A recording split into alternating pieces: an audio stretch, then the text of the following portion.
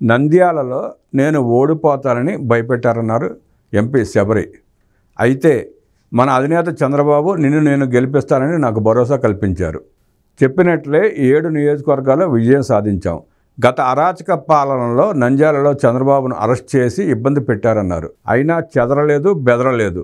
ఎంపీగా గెలిచాక చంద్రబాబు నాకు చెప్పిన మాట, నువ్వు ఎంపీగా పని చేయవద్దు, కార్యకర్తగా పని చేయమని చెప్పారు. నేను అలాగే ఒక కార్యకర్తగా ప్రజల వద్దకు వెళ్లి ప్రజా శ్రేయస్ కోసం పనిచేస్తున్నాను. డాక్టర్ హ్యూమన్ టచ్ ఎంత ఇంపార్టెంటో పొలిటీషియన్ కూడా హ్యూమన్ టచ్ అంతే అవసరమని యువనేత నారా లోకేష్ తెలిపారు. నాపై తప్పుడు కేసులు పెట్టినా భయపడలేదు. గత అరాచక పాలకులకు ఎదురెళ్లి నిలబడ్డాను. గత ప్రజా శ్రేయస్ కోసం పనిచేశాను. ప్రజలిచ్చిన గెలుపును వారి గెలుపుగా భావించి ప్రజలతో ఉంటూ నిత్యం వారి సమస్యల పరిష్కారానికి పనిచేస్తున్నానన్నారు. మొదటి నుంచి టీడీపీ మహిళలకు పెద్దపీట వేస్తోంది. మహిళా సంక్షేమానికి కృషి చేస్తోంది. దీనికి మా పార్లమెంట్లో ఫాతిమాబీ ఉదాహరణ.